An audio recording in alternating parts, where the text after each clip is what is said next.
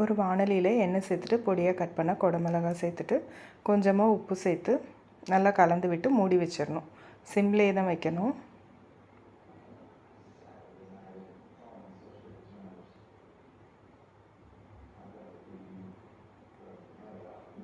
இதை அரைக்கிறதுக்கு அரை மூடி தேங்காய், காரத்துக்கு தேவையான வரமிளகா, பச்சை மிளகா, பட்டை, கிராம்பு, சோம்பு, அன்னாசி மூக்கு, கல்பாசி, முந்திரி இதெல்லாம் நல்லா நைஸாக அரைச்சிட்டு கொஞ்சமாக தண்ணி சேர்த்துட்டு நல்லா கலந்து விட்டுறணும்.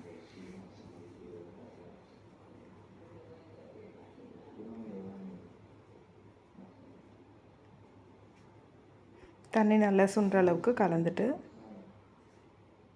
பொடியாக கட் பண்ண பன்னீர் சேர்த்துடணும். அதையும் நல்லா 2-3 நிமிஷம் நல்லா கலந்து விட்டுட்டு வேக வச்ச சீரக சம்பா சாதம் சேர்த்துட்டு தேவையான உப்பு சேர்த்து நல்லா கலந்து விட்டுறணும். இதுக்கு ரைத்தா, வெங்காயம், வெள்ளரிக்காய், தக்காளி, பச்சை மிளகாய், உப்பு, தயிர் சூப்பராக இருக்கும். ட்ரை பண்ணுங்கோ.